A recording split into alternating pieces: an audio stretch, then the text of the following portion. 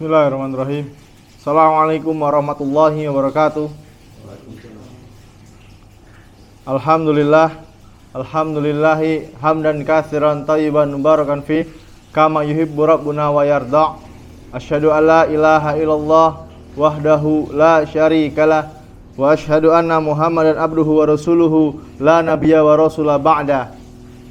Qala azza wa jalla ya ayyuhalladzina amanu taqullaha haqqa tuqatih wa la tamutunna illa wa antum muslimun.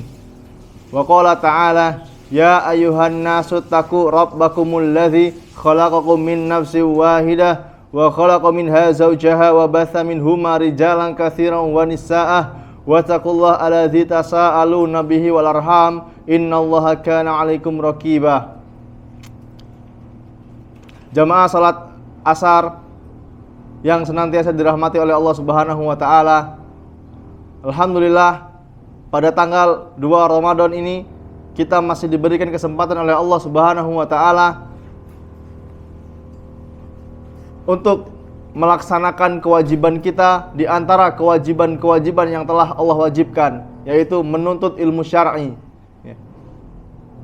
Semoga ini menjadi tambahan pahala untuk kita, karena di bulan Ramadan adalah bulannya kita menuai, kita panen pahala, dan duduknya kita di sini semoga menjadi hujah di hadapan Allah nanti bahwa kehidupan kita di dunia tidak semuanya dihabiskan untuk mencari perkara dunia saja. Kita meluangkan waktu untuk duduk sebentar, mempelajari agama Allah Subhanahu wa taala, mendengarkan nasihat dari Al-Qur'an, sunnah dan pemahaman para sahabat Nabi Muhammad SAW.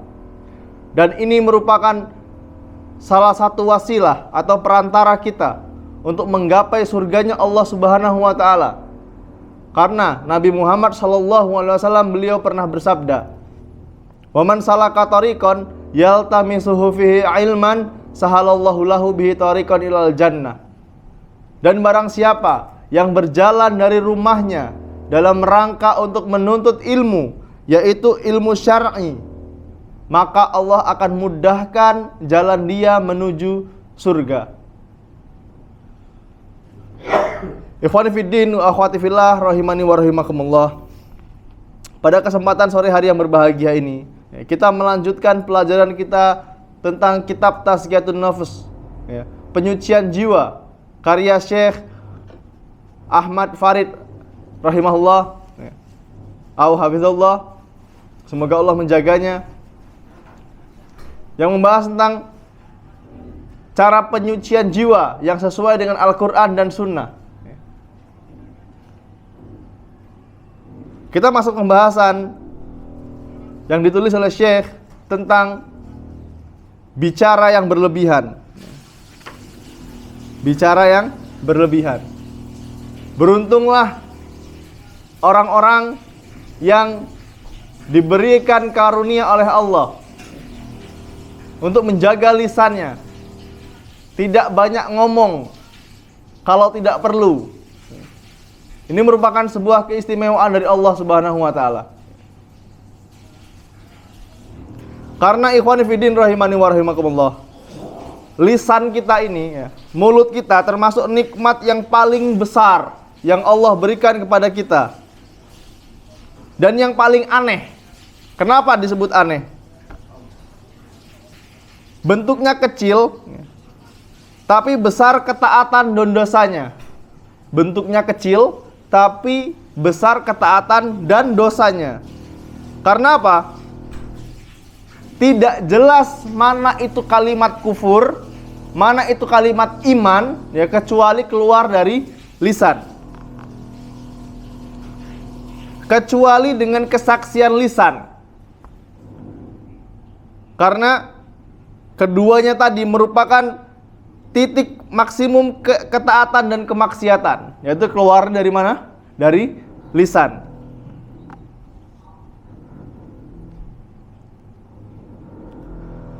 Tidak keluar darinya, dari lisan kita, kecuali hal-hal yang bermanfaat bagi dunia dan akhiratnya. Yang bermanfaat bagi dunia dan akhiratnya. Lisan juga mencegah dari setiap perkara yang cepat atau lambat yang akan menyebabkan kerusakan. Ada sebuah hadis dari Nabi Muhammad SAW yang diriwayatkan oleh sahabat yang mulia Mu'adz bin Jabal radhiyallahu an. Ya, masih seputar hadis tentang Mu'adz ya. Mu'adz ini sahabat yang istimewa. Nabi Muhammad SAW beliau pernah bersabda, wahal yakubun nas finnari ala wujuhihim au ala manakhirihim illa hisaidul sinatihim. Kata Nabi Muhammad SAW, bukankah manusia ditelungkupkan, dilempar di atas wajah atau beliau bersabda di atas hidungnya, maksudnya dilempar dalam keadaan tertelungkup ya, kepalanya duluan, wajahnya duluan ya. Karena lisannya, kata Rasulullah SAW. Perlu diketahui ikhwan ya, gara-gara lisan, hubungan antara saudara itu bisa pecah. Gara-gara apa? Lisan. Suami istri bertengkar gara-gara apa? Lisan. Teman yang akrab ya, yang dulu sama-sama kajian bareng ya, berangkat kajian bareng, biasanya renggang, clash itu gara-gara apa? Lisan, omongan.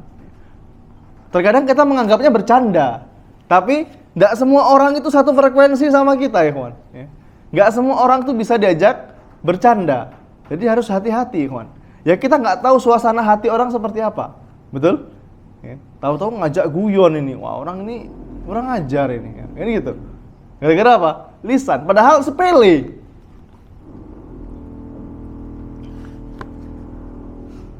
Maksudnya adalah, maksud dari hadis di atas, ya, buah lisan ialah balasan dan hukuman dari perkataan yang berdosa. Karena manusia menanam kebaikan dan keburukan dengan perkataan dan perbuatan. Ingat, apa yang kita ucapkan ya, itu akan dimintai pertanggungjawaban. Bukan cuma ucapan. Ada orang itu kalau ketemu diam dia. Masya Allah. So, ketemu cuma senyum, salam aja. Tapi ketika di sosial media ya, ada yang viral dikit dikomen sama dia. Ada temennya bikin status dikomen ya. Ini jarinya lincah kalau di sosial media. Ini termasuk ucapan juga karena keluar dari hatinya. Ucapan kita ibaratkan tanaman. Syekh Ahmad Farid rahimahullah menyebutkan mengatakan bahwa ucapan yang keluar dari lisan kita itu seperti tanaman yang akan kita panen nanti di akhirat, di hari kiamat. Barang siapa yang menanam kebaikan, ya, maka kebaikan pula yang akan dia panen nanti di akhirat. Tapi apabila yang keluar dari lisannya itu perkataan yang buruk, ya, menggunjing, menggibah, ya, nanti dia akan mendapatkan juga balasannya sesuai dengan apa yang dia tanam.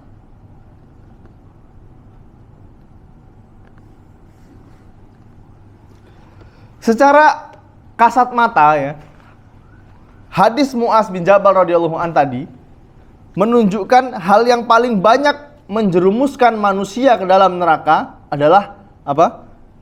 Perkataan dengan lisannya. Sebab dalam maksiat perkataan ya, terkadang kesyirikan masuk di dalamnya. Gara-gara apa? Lisan. Padahal apa? Syirik itu dosa yang paling besar. Syirik ada berapa, masih ingat? Ada 2. Syirik besar dan syirik kecil. Syirik besar yang mengeluarkan pelakunya dari Islam, syirik kecil tidak mengeluarkan pelakunya dari Islam, tapi dosanya sama-sama besar. Kalau dia tidak bertaubat, maka Allah tidak akan ampuni. Gara-gara syirik, gara-gara lisan, seseorang bisa terjatuh kepada perkara syirik kecil. Walaupun ini kecil, tapi dosanya sangat besar. Jangan disepelekan. Contohnya apa? Kalimat yang sering kita dengar. Untung ado aku, aman dak kate aku, wah dak makan kau hari ini. Untunglah ado aku, mendak te aku kecelakaan, kau bermobil kau tadi. Ini seolah-olah dia menghilangkan Allah. Ya. Ini perkataan syirik kecil. Sepele. Setelah itu orang ketawa dia. Sambil ngomong ini biasanya ketawa. Wah, yang mendati aku tadi, kau selesainya kau. Aman ndak kati aku. Ya seolah-olah Allah nggak ikut andil di situ, ikhwan. Ya. Ini harus hati-hati. Wah, caknya tangan aku ini gatel nak dapat duit ini. Ya. Kalau di kampung saya masih ada seperti itu. Kalau di sini insya Allah nggak ada. Ya. Gara-gara apa? Lisan. Ini perkataan yang ringan, tapi dosanya sangat besar, ikhwan. Nggak ada hubungannya tangan gatel sama duit. Kalau mau dapat duit apa? Kerja. Kalau tanggal 1 nih misalnya, tanggal 1 pas dia gajian, Pak, misalnya. Tangannya gatel mau dapat duit, ya benar, betul. Atau di sini gatel ke bawah aja ke ATM, udah selesai. Ya. Ini nggak ada hubungannya, nggak logis gitu loh antara tangan gatel sama duit. Ya. Ini perkataan yang ringan, tapi dosanya sangat besar.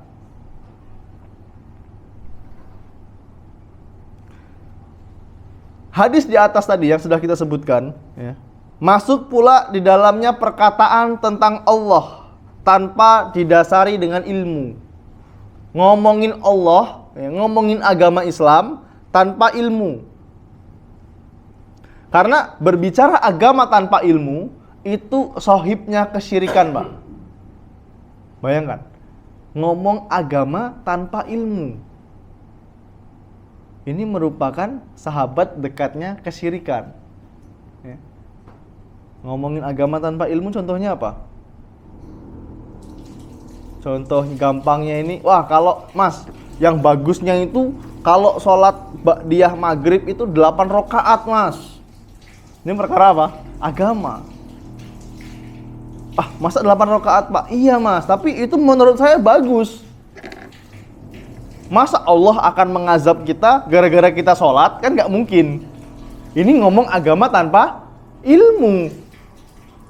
Iya betul, Allah tidak akan mengazab orang yang sholat, ya, ba'diyah maghrib. Ingat ya. Tapi Allah akan mengazab Anda karena apa? Karena menyelisihi perintah Nabi Muhammad SAW. Karena ada orang seperti ini. Ah, masa sih saya sholat masa diazab? Saya sholat masa saya masuk neraka? Kan nggak mungkin. Orang sholat kok bagus kok. Zikir, saya zikir loh, Mas. Bagus loh zikir. Saya dari pagi habis subuh zikir sampai maghrib di masjid, di musola. Masa Allah akan mengazab saya? Kan nggak mungkin. Ingat, Pak, konsepnya yang pernah kita bahas di sini. Allah tidak pernah memuji, Allah tidak suka orang yang 24 jam di masjid. 24 jam dia di musola. Allah juga tidak suka orang yang 24 jam nyari duit terus, kerja. Ya. Dunia terus. Allah tidak suka. Tapi Allah suka dengan seorang hamba yang dia bekerja, tapi masuk waktunya sholat, masuk waktunya beribadah, dia stop semua pekerjaannya. Nah ini, Pak. Ya. Allah tidak mengazab Anda karena Anda berzikir kepada Allah, karena Anda sholat. Tapi Allah mengazab karena Anda menyelisih perintah Nabi Muhammad SAW. Ini seperti itu konsepnya. Karena lisannya masuk pula kesaksian palsu. Nah ini saksi palsu, Pak. Hati-hati ini. Ya. Kesaksian palsu ini dosa besar, Pak. Sihir. Sihir ini ada nggak kira-kira? Ada, Pak, sihir ini. Di zaman Nabi Muhammad SAW juga ada sihir. Biar fulanah wanita suka sama si fulan. Si fulan ini pengen banget nih sama si akhwat ini, si perempuan ini. Akhirnya apa? Disihir.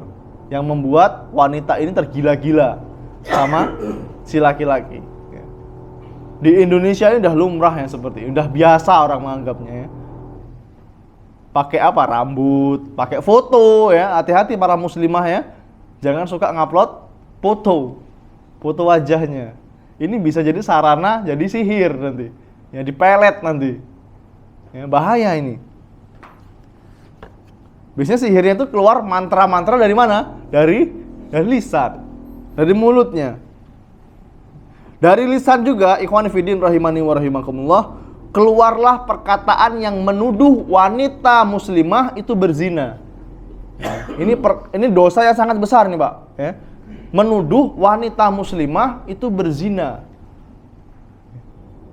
Harus mendatangkan minimal 2 saksi kalau mau menuduh seorang wanita itu berzina.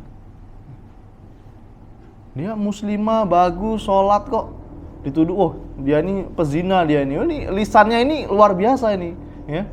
Perkataannya ringan tapi dosanya sangat besar. Kalau nggak ada buktinya, maka dia sudah fitnah.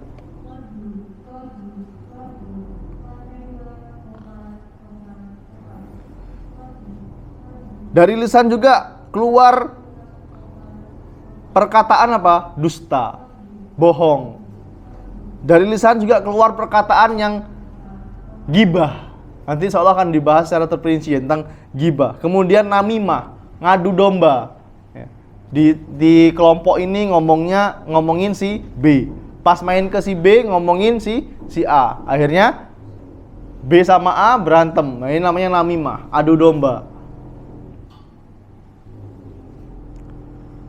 Ada sebuah hadis dari Nabi Muhammad SAW dari sahabat yang mulia Sufyan bin Abdullah As-Saqafi radhiyallahu an. Beliau bertanya kepada Rasulullah SAW, wahai Rasulullah, perkara apa yang paling kau takutkan dariku? Takutkan kepadaku. Perkara apa? Kemudian Rasulullah SAW beliau menjawab sambil memegang lisannya. Al-muslimu man salimal muslimuna min lisanihi wa yadihi. Sambil megang lisannya. Orang muslim dialah orang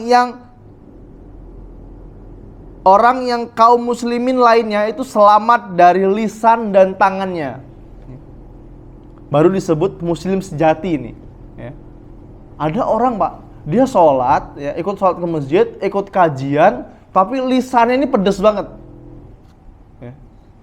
Lisannya ini pedes banget. Kalau ngomong nyakitin hati gitu loh. Saya punya temen, ya. Dulu satu pengajian sama kita, berangkat kajian bareng, ya, ketemu di jalan, berangkat kajian.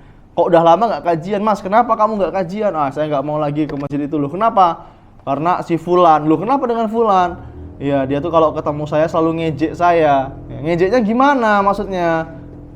Ya ngejek, udah body shaming, udah bahas masalah fisik gitu loh. Si Fulan ini menganggapnya bercanda, tapi si teman kita ini nggak suka gitu loh. Ya. Yang mengakibatkan apa? Orang ini nggak mau datang kajian, berdosa, double dosanya ini, bisa menghalangi orang menuntut ilmu. Ya. Gara-gara badannya besar dikatain terus, ya. Ini orang akhirnya nggak nyaman, gitu loh. Ya. Beda antara menasehati dengan ngejek. Kalau dia berdua, ya, itu baru disebut dengan menasehati, ya.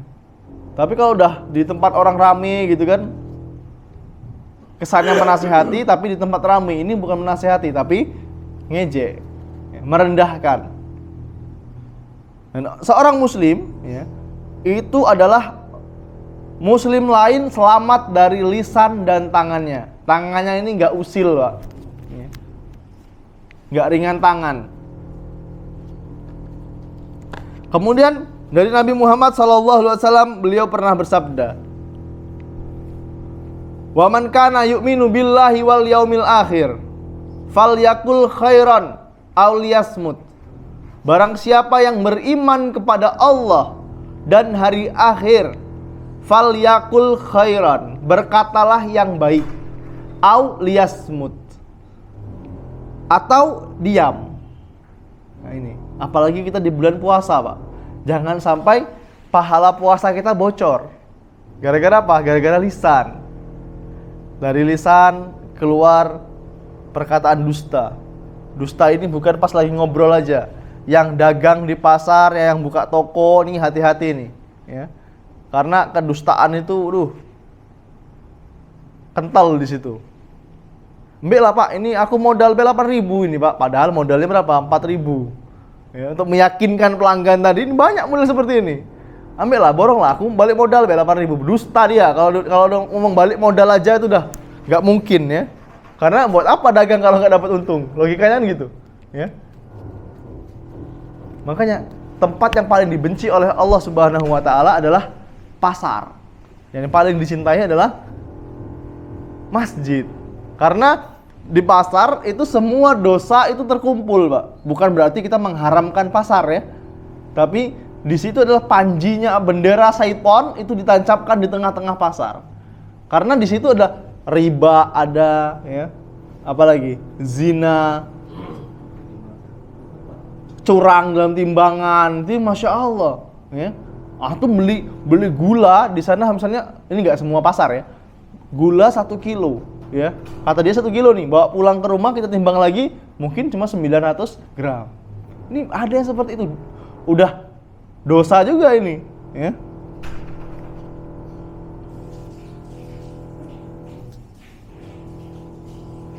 Hadis waman kana yu'minu billahi wal yaumil akhir falyakul khairan aw liyasmut ya, merupakan salah satu jawami al-kalim, yaitu perkataan yang singkat tapi syarat dengan makna. Maknanya sangat dalam ya. Karena dalamnya mengandung perintah untuk berkata yang baik. Berkata yang baik maksudnya dalam perkataan kalimat thayyibah ya, menanyakan kabar ya. Ini masuk perkataan yang baik, ngobrol sama istri ya dengan kalimat yang menyenangkan. Ini merupakan perkataan yang baik. Tapi kalau perkataan ini dah menjerumus ke ghibah, nah ini ya, lebih baik ditinggalkan. Jadi kita kalau diajak ghibah jangan mau, ikhwan ya. Jangan jadi setan bisu. Setan bisu itu ya, orang gibah kita denger aja. Mas tahu nggak mas? Nah, ini udah biasanya pintu-pintu ke sana ini ya. Bu tahu nggak bu? Ternyata bu. Nah, ini udah menjerumus ke arah-arah gibah. Apa iya bu? Iyo katonya bu RT. Nah ini kembali lagi siapa? Katonya lagi, kilawakol. Katanya lagi. Nah, ini menjerumus pada pintu gibah. Ini bahaya ini.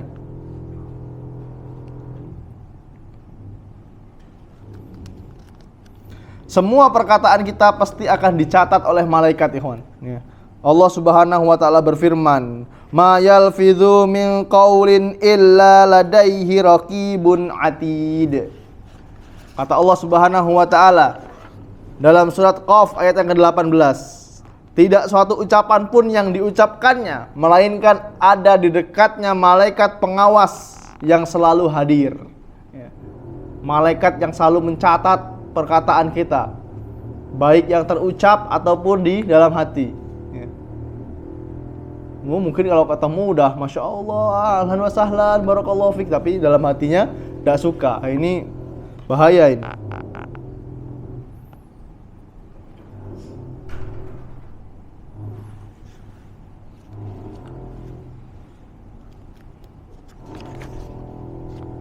Kita akan memaparkan, ikhwan fillah rahimani wa rahimakumullah, akan memaparkan secara terperinci ya, beberapa penyakit lisan yang sering terjadi ya, beberapa penyakit lisan yang sering terjadi. Di antaranya apa? Bicara yang tidak berguna, ghibah, adu domba, dan pujian. Ini mungkin bisa menjadi 2 sesi ini ya, kajian kita ini. Penyakit lisan. Di antaranya apa? Banyak bicara yang tidak berguna, ghibah, adu domba, dan pujian. Dikit-dikit muji orang, ini nggak bagus. Yang pertama, bicara yang berlebihan, bicara yang tidak berguna.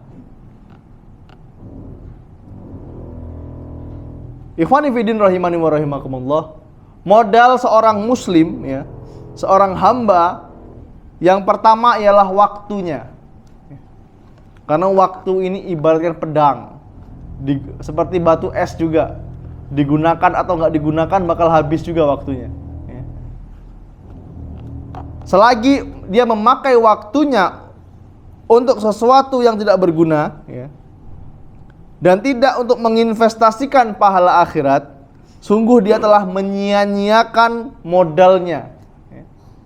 Dia punya modal tapi nggak dipakai untuk investasi akhirat, maka dia sudah menyia-nyiakan modal awalnya. Nabi Muhammad SAW beliau pernah bersabda, min husni islamil mar'i tarkuhu ma la ya'ni. Di antara tanda baiknya Islam seseorang itu adalah meninggalkan hal-hal yang tidak bermanfaat baginya.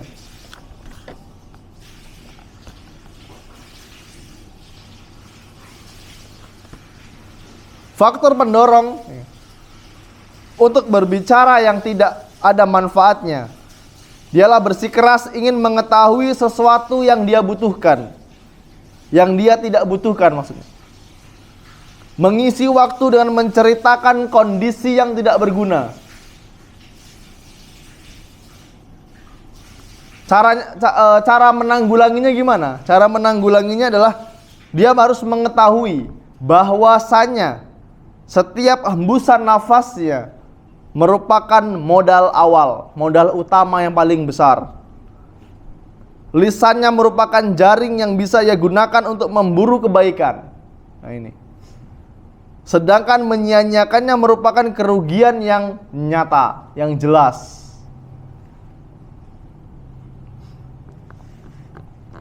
Makna dari hadis min husni islamil mar'i tadi, bahwa di antara tanda kebaikan seseorang ialah meninggalkan ucapan dan perbuatan yang tidak berguna. Selain itu, dia juga mencukupkan diri dengan ucapan dan perbuatan yang berguna bagi dirinya. Kerja, berguna nggak kira-kira? Berguna untuk dunianya, apalagi kalau diniatkan untuk akhirat. Kerja di rumah sakit bisa nggak bernilai pahala? Bisa, mas. Jadi dokter, jadi perawat, niatkan untuk membantu orang lain, double pahalanya nanti. Mempermudah urusan orang lain.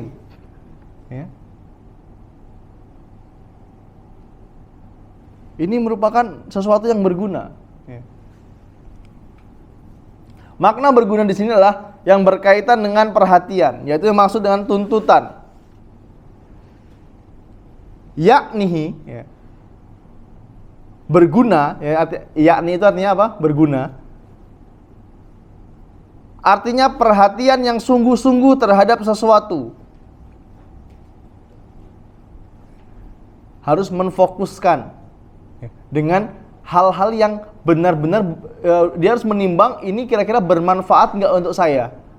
Kalau saya melakukan ini ada maslahatnya nggak, ada manfaatnya nggak, nah, seperti itu.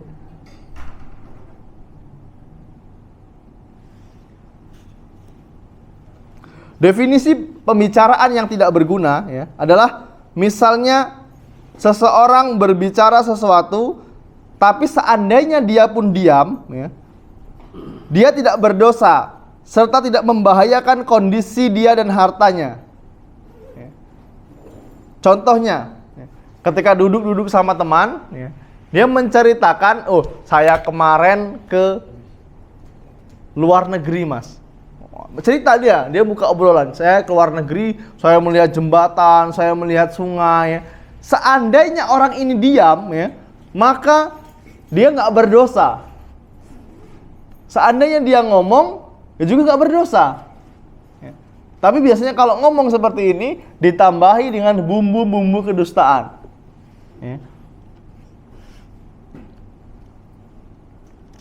Melebih-lebihkan. Saya naik bisnya, wah bagus sekali, seperti ini. Padahal enggak. Itu merupakan bumbu-bumbu kedustaan. Ini enggak boleh. Itu penyakit lisan yang pertama. Apa tadi? Bicara yang berlebihan. Bicara yang tidak berguna. Kemudian yang kedua, yaitu ghibah. Apa itu ghibah? Rasulullah SAW sudah menjelaskan tentang definisi ghibah. Ada sebuah hadis yang diriwayatkan oleh Abu Daud. Anna Rasulullah SAW qala, bahwasanya Rasulullah SAW beliau pernah bersabda, ada daruna mal ghibah. Tahukah kalian apa itu ghibah?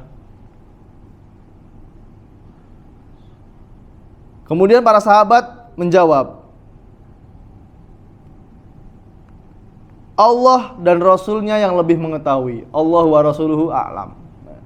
Kalau sekarang tidak boleh kita menyebut Allah dan Rasulnya yang lebih mengetahui, karena Rasulullah SAW sudah meninggal. Kemudian Nabi Muhammad SAW melanjutkan hadisnya, sabdanya, Ara'aita in kana fi akhi ma aqulu, yaitu engkau membicarakan saudaramu tentang sesuatu yang tidak dia sukai.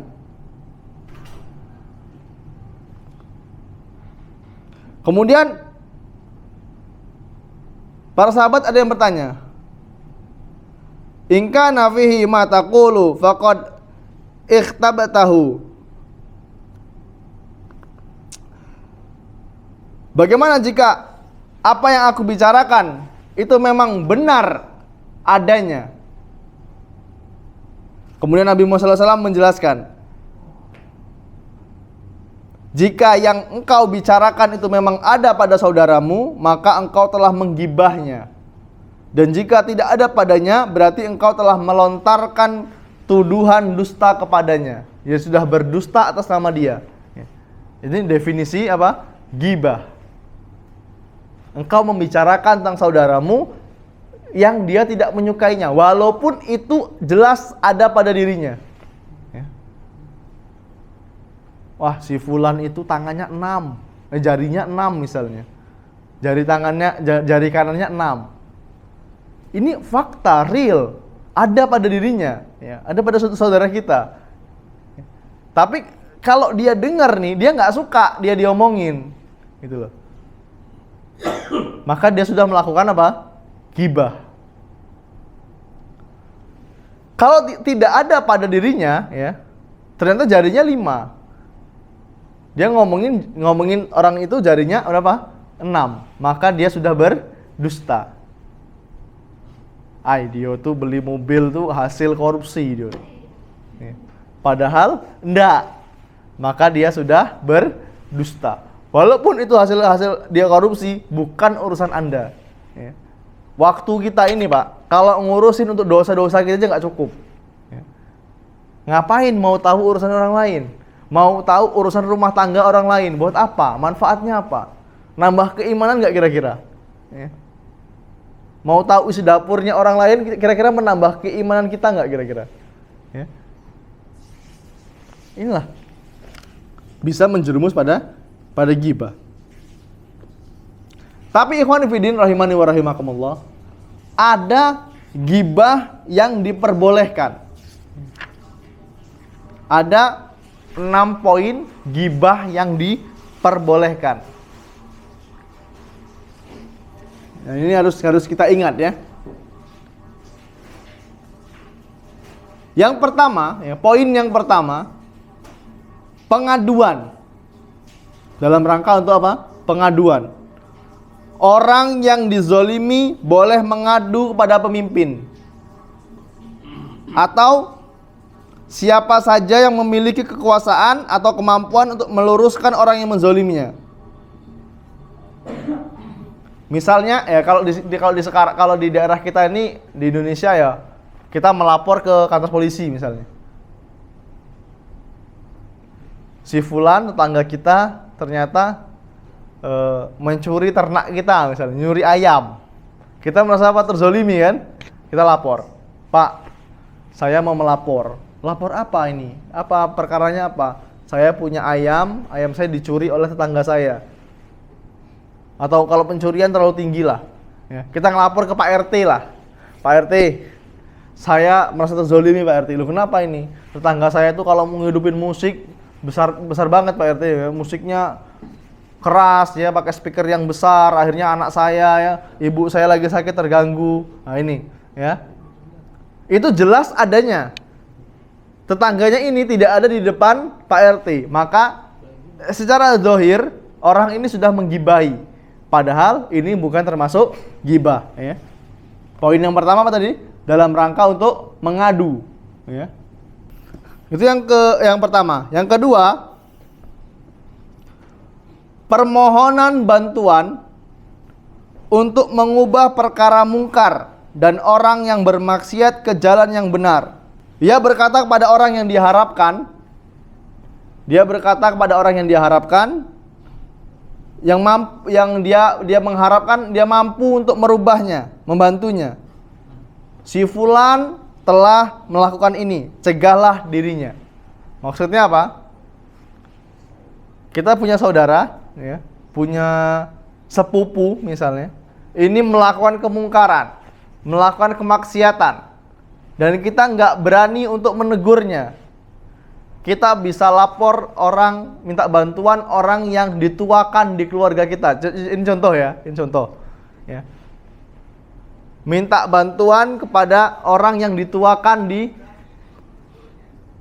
keluarga kita, di Pak D misalnya, Mbah ya. Mbah, si fulan itu sudah melakukan kemaksiatan ini dan ini, Mbah. Tolong dinasehati, Mbah. Ya. Ini merupakan gibah yang diperbolehkan. Ya. Dia berharap orang ini bisa merubah saudaranya. Kemudian gibah yang diperbolehkan ya. Poin yang ketiga, permintaan fatwa dengan berkata kepada seorang mufti atau juru fatwa. Tanya sama mufti. Orang yang bisa berfatwa. Ya kita tanya sama ustadz, misalnya sama ulama ya. Pak, ini orang tua saya itu sudah berbuat zolim sama saya, atau saudara saya sudah berbuat zolim sama saya, kakek saya berbuat zolim sama saya ya. Apakah dia boleh melakukan hal tersebut ya? Bagaimana caraku untuk melepaskan diri dari perbuatan orang tua saya misalnya, kakak saya atau paman saya ya. Dan ketika dia melapor seperti ini kepada orang yang dia anggap bisa berfatwa, maka bukan termasuk gibah. Padahal ya, tanda kutip ya, padahal secara zahir dia sudah melakukan apa? Gibah. Dia membicarakan tentang saudaranya. Walaupun orang yang melakukan ini nggak suka kalau perbuatannya dibicarakan di tempat lain.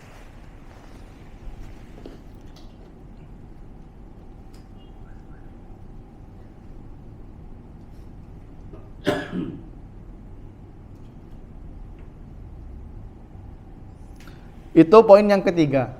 Yang keempat, memperingatkan kaum muslimin dari kejelekan. Memperingatkan kaum muslimin dari kejelekan.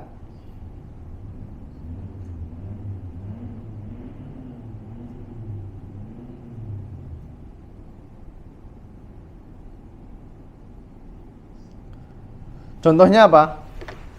Ngasih tahu kaum muslimin, jangan belajar sama Ustadz Fulan. Ustadz Fulan itu sudah melakukan bid'ah misalnya, melakukan perkara baru dalam agama Islam, maka ini bukan termasuk gibah. Ustadz Fulan ini penampilannya ustadz ya. Pakai sorban, pakai jubah putih ya. Nah, saya juga jubah putih ya. Tapi dia mengaku bisa melihat hal gaib, maka ini bukan ustadz, tapi apa? Dukun. Walaupun dia ini berpenampilan seperti kiai, seperti ustadz ya, bapak dan ibu-ibu, Kalau dia mengetahui perkara gaib, maka sudah dipastikan dia ini seorang dukun, bukan ustadz, bukan kiai.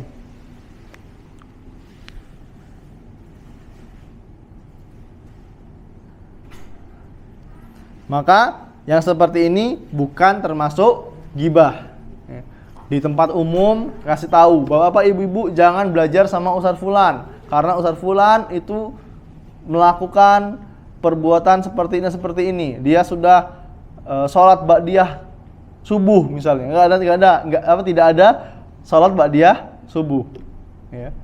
Padahal dia diustadkan. Nah, ini nggak boleh diambil ilmunya. Ini sebagai contoh. Itu poin yang keberapa tadi? Poin yang keempat.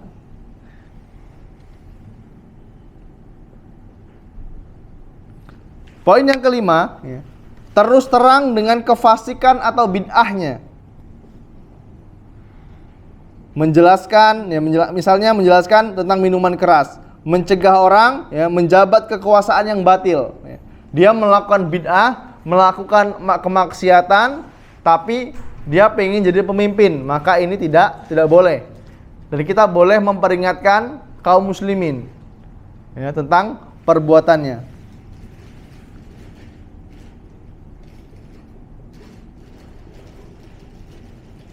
Kemudian poin yang terakhir tentang ghibah yang diperbolehkan, ya.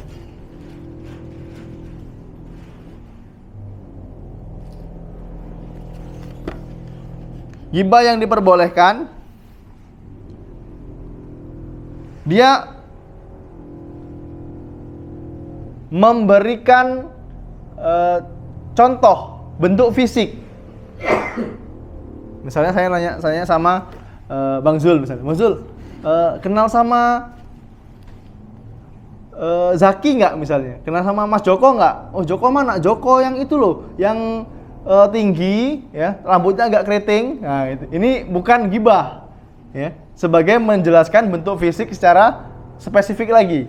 Ya, ini bukan ghibah. Yang kakinya panjang sebelah itu loh, yang kalau jalan agak pincang. Nah, ini bukan ghibah, ya. Dia menjelaskan bentuk fisik agar lebih dikenal. Ya, seperti itu.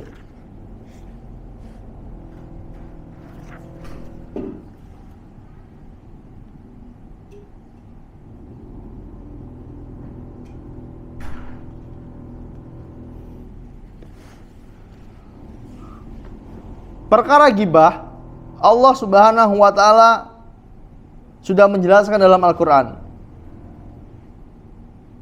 Surat Al-Hujurat ayat yang ke-12. Wala yakhtab ba'dukum ba'dha.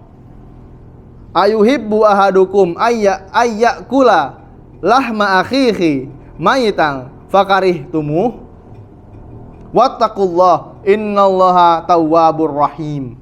Kata Allah Subhanahu wa taala, dan janganlah sebagian kalian menggibahi sebagian yang lain.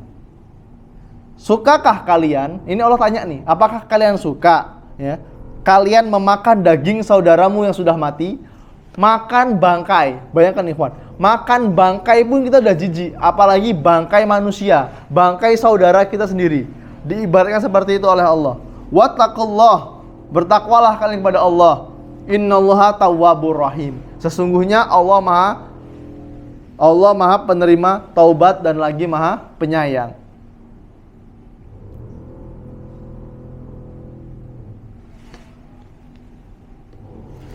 Di sini Allah membuat perumpamaan, ya, orang yang menggibahi ini bagaikan orang yang memakan bangkai saudaranya sendiri. Ya. Ini kalau bisa, ya, Bapak dan Ibu, kurangin interaksi dengan orang lain kalau nggak ada manfaatnya. Yang tinggal di komplek, ya, sore-sore atau pagi-pagi nggak usah lama-lama keluar rumah. Kalau nggak ada manfaatnya, mending kita di rumah aja. Ya, main sama anak, main sama cucung, ya, ngobrol sama suami itu lebih berpahala daripada keluar ke rumah, ke tetangga, ya. Alasannya apa? Sambil nyuapin anak, sambil nyuapin cucung misalnya. Nanti ujung-ujungnya ketemu orang perkara gibah ini, ya. Biasanya seperti itu. Kalau bisa, ya, dikurangin intensitasnya, keluar rumah tanpa kepentingan. Ya. Karena kata Allah Subhanahu wa taala, bagaikan dia memakan bangkai saudaranya sendiri. Ya, jangan mau kita.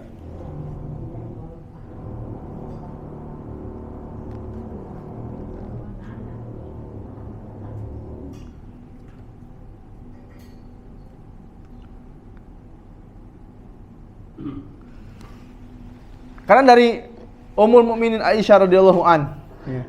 Aisyah juga wanita ya, dan dia manusia biasa. Dia hampir terjatuh pada perkara ghibah ini. Ya. Dia pernah menceritakan kepada Nabi Muhammad SAW, ya, ghibahin Sofiyah. Ya, Sofiyah ini istrinya Nabi Muhammad SAW yang lain.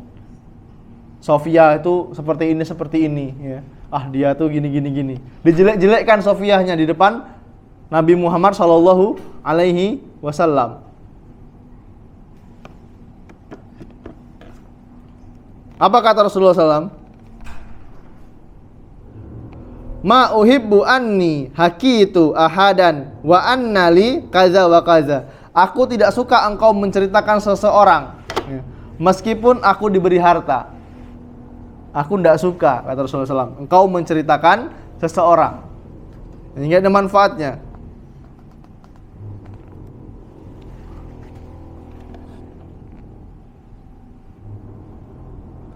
Kemudian Nabi Muhammad SAW beliau bersabda, Kullul muslimin alal muslimi haramun irduhu wa maluhu.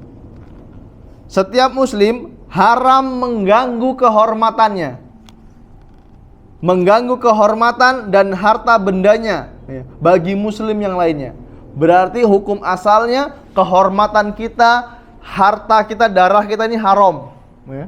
Nggak boleh dijatuhkan, nggak boleh dilecehkan dengan orang lain. Bisa dipahami ya?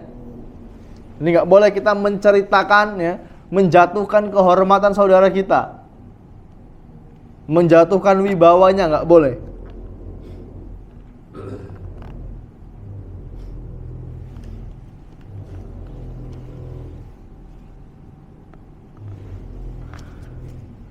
Karena Nabi Muhammad SAW beliau pernah bersabda, Inna dima'akum wa a'radakum haramun alaikum kahurmatin yaumikum hadza fi syahrikum hadza fi baladikum hadza ala halla balaghtu. Sesungguhnya darah dan kehormatan kalian haram atas kalian seperti keharaman hari kalian ini pada bulan ini di negara kalian ini. Bukankah telah aku sampaikan kepada kalian? Maksudnya hukum asalnya kehormatan kita, darah kita ini tidak boleh diganggu, nggak boleh ada yang mengganggu. Dan ada perkataan dari Ali bin Hasan, ya, cucunya Ali bin Abi Thalib radhiyallahu an, jauhilah kalian perkara ghibah, karena ghibah adalah makanan anjing-anjing manusia.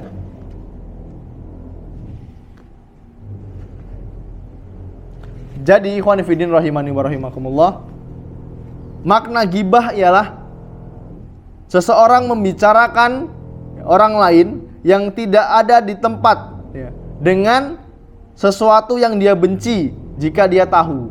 Intinya seperti itu. Baik itu berkenaan dengan kekurangan pada tubuh, nasab, akhlak maupun pakaiannya.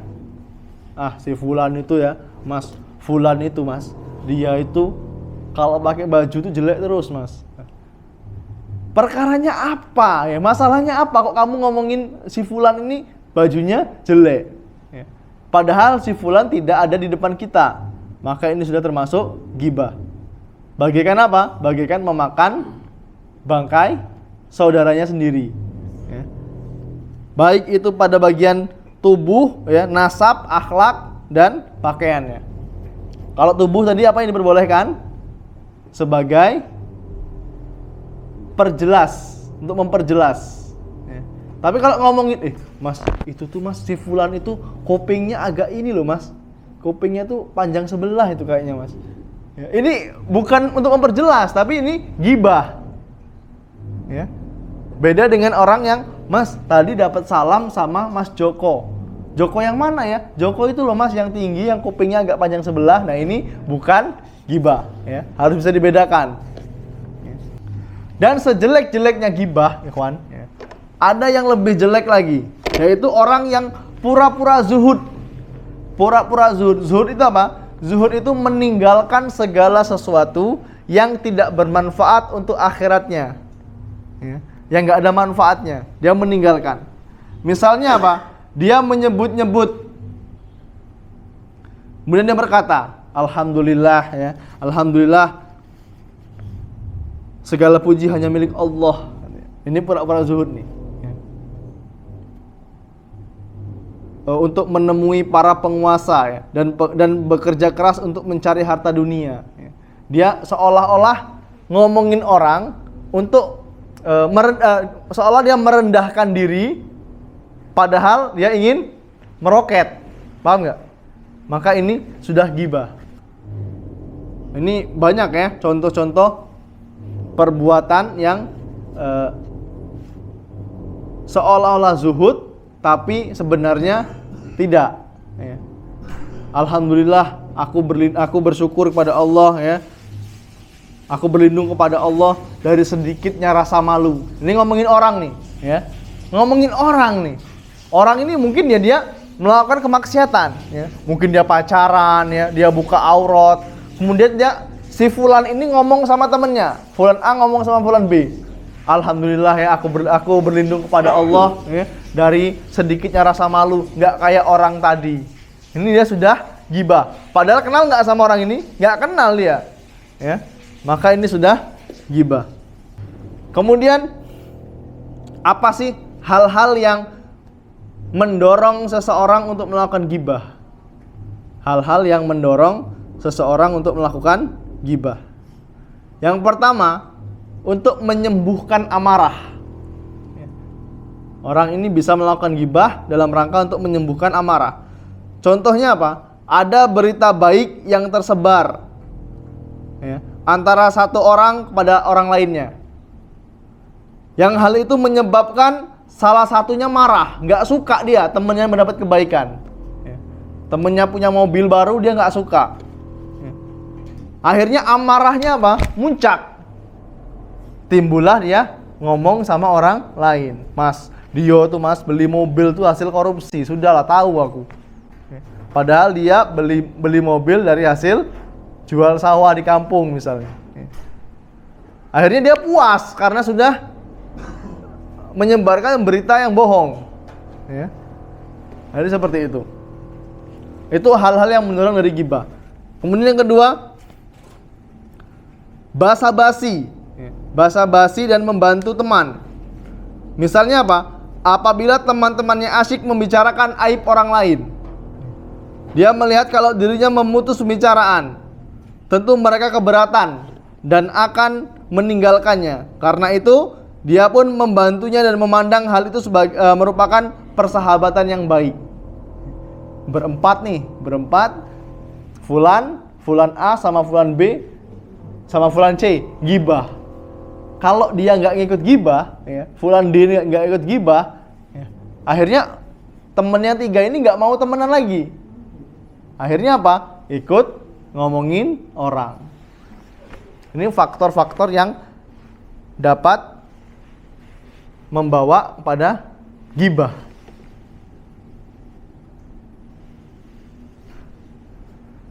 Kemudian faktor yang lain, ya, yang mendorong ada gibah, ingin mengangkat diri sendiri dengan cara merendahkan orang lain.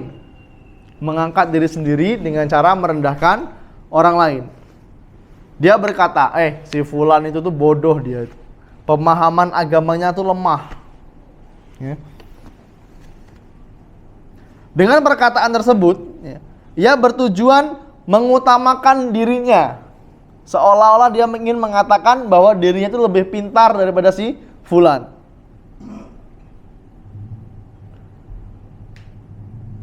Atau dia iri terhadap pujian. Dia iri terhadap pujian orang lain. dan pemuliaan orang lain. Akhirnya apa? Dia mencela orang tersebut dengan tujuan menghilangkan pujian dan pemuliaan yang diberikan tadi. Ya. Abu Ammar muji Mas Joko misalnya. Saya nggak suka nih, si Fulan nggak suka nih. Akhirnya si Fulan menjelek-jelekkan si Mas Joko. Akhirnya apa? Timbul ghibah. Ya, seperti itu. Faktor yang terakhir yang mendorong untuk melakukan ghibah, ya, bercanda, bermain-main dan bercanda. Sehingga apa? Membicarakan orang lain dengan cara menertawakan fisiknya, ya. Bahkan sebagian orang menjadikan hal itu sebagai pekerjaan. Ngelawak yang akhirnya menjelekkan orang lain. Ini, ya. Hal ini adalah faktor yang mendorong untuk melakukan ghibah. Semoga Allah mudahkan. Insya Allah pertemuan yang akan datang kita akan membahas tentang terapi, ya, terapi dan kafaroh, denda ketika melakukan ghibah, dan akan melanjutkan pembahasan tentang namimah atau adu domba. Ya, semoga Allah mudahkan. Hanya ini yang dapat saya sampaikan, kurang lebihnya saya mohon maaf, dan kepada Allah saya senantiasa mohon ampun. Kami akhiri subhanakallahumma bihamdika asyhadu alla ilaha illa anta astaghfiruka wa atubu ilaik. Assalamualaikum warahmatullahi wabarakatuh.